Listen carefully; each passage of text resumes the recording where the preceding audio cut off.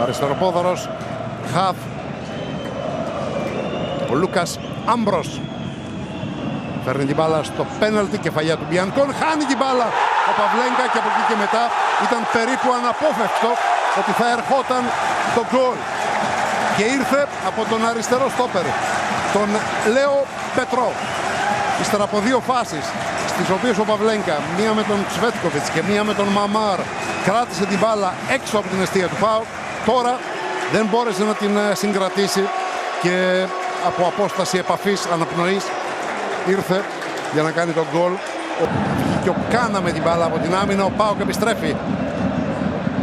Ζαφύρης, πιεστική ελληνική ομάδα, με το δεξίο Τάισον, δεύτερο δοκάρι. 1-1 από τον Ζίβκοβιτς. Ο ΠΑΟΚ ισοφαρίζει στο 34.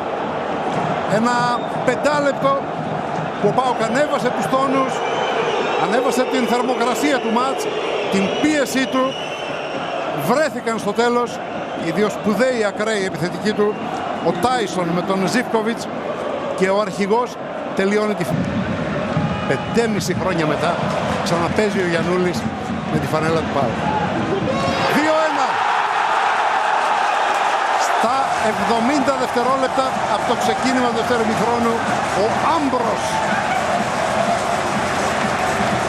διέσχισε αρκετό γήπεδο, προχώρησε.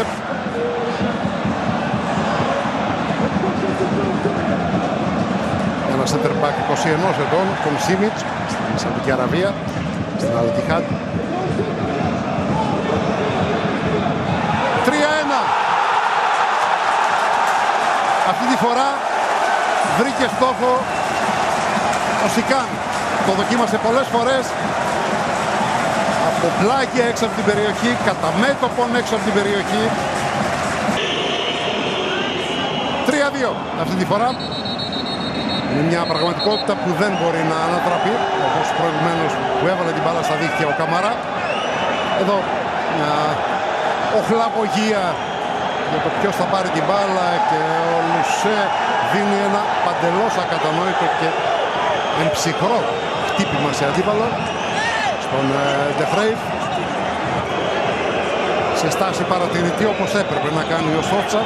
Δεν είναι πλάκι στον διαπληκτισμό, κοιτούσε απ' έξω για να πάρει με ηρεμία τις πειθαρχικές του αποφάσεις και τελικά η κόκκινη κάρτα βγαίνει εις βάρος του Άντρεα Ζίβκοβιτς αμέσως μετά το πέναλτι γκολ του Γερεμέγεφ.